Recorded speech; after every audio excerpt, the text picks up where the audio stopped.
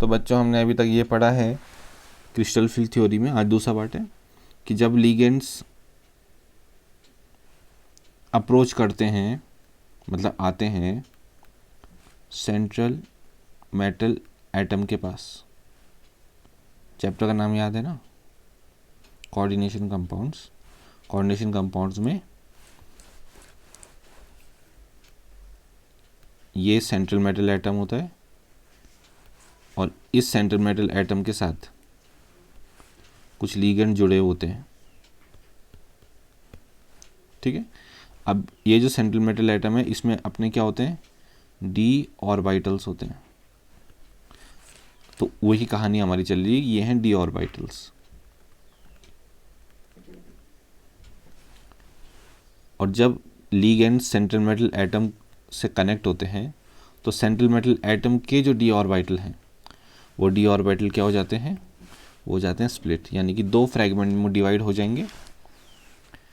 तो अब आप देखिए, ये मान लीजिए इस तरह से डिवाइड हो गए, 3 नीचे 2 ऊपर। तो हम नाम कैसे करते हैं इनका, तो इसका नाम होगा DXY,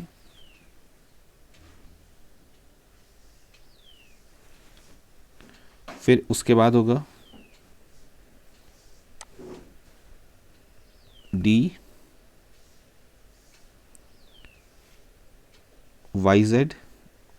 फिर होगा DZX, ठीक है।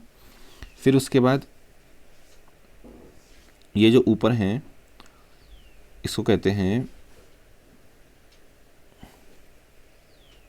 DX² माइनस Y², कई लोग इसको ये भी कहते हैं X² - Y²। मैं इसको X² माइनस Y² कह रहा हूँ, और ये होगा DZ²।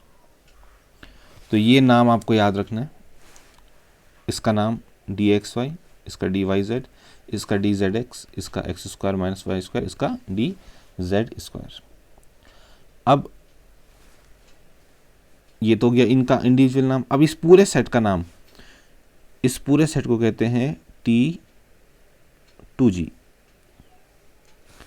और इसको कहते हैं EG।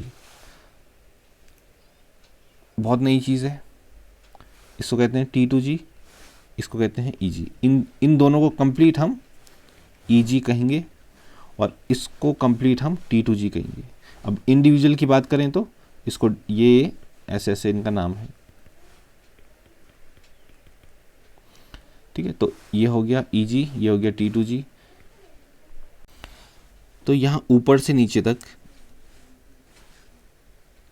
जो एनर्जी है, अब देखिए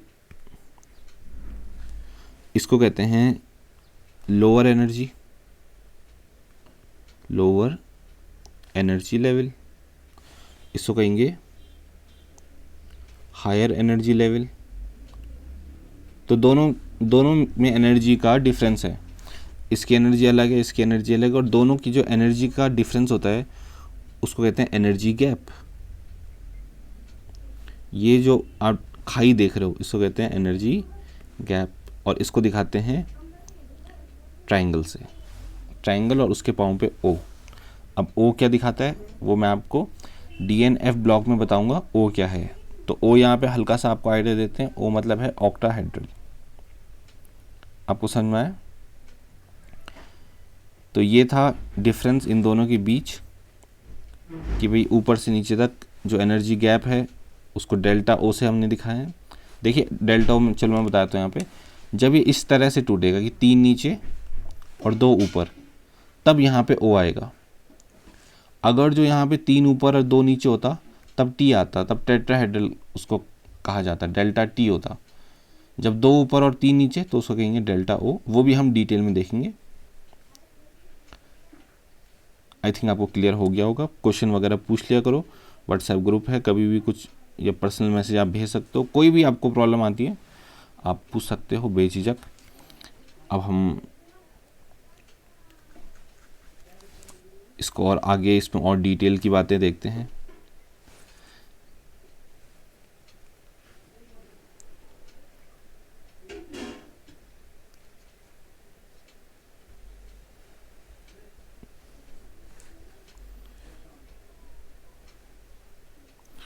अब आप देखिए ये जो है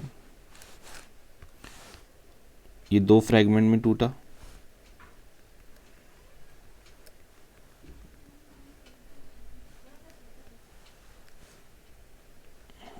ठीक है, ये 2 फ्रैगमेंट में टूटा। तो यहाँ पे एक बहुत इंपॉर्टेंट पॉइंट है,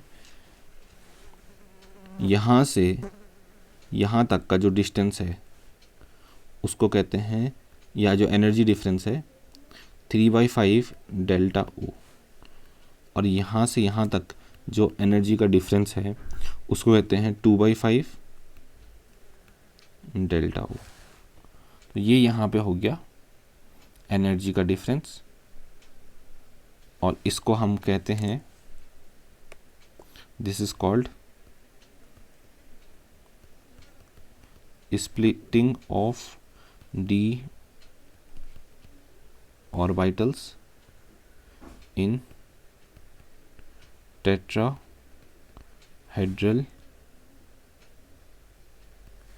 in octahedral complex।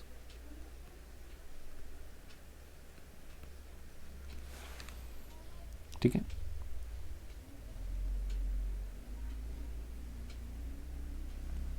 और इसमें एनर्जी किसकी ज़्यादा है, इसकी एनर्जी ज़्यादा है। आप याद रखेंगे कि जिसकी एनर्जी कम होती है, जिसकी एनर्जी कम होती है वो ज़्यादा स्टेबल होता है। तो T2G ज़्यादा स्टेबल है, EG कम स्टेबल है, हालांकि EG की एनर्जी क्या है, ज़्यादा है। तो ये हमने आज और डिटेल में समझ लिया। तो आज के लिए इतना ही कर रहे हैं हम, इसको आराम आराम से हम आगे बढ़ा रहे हैं ताकि आपको कोई भी बर्डन महसूस ना हो। Thank you.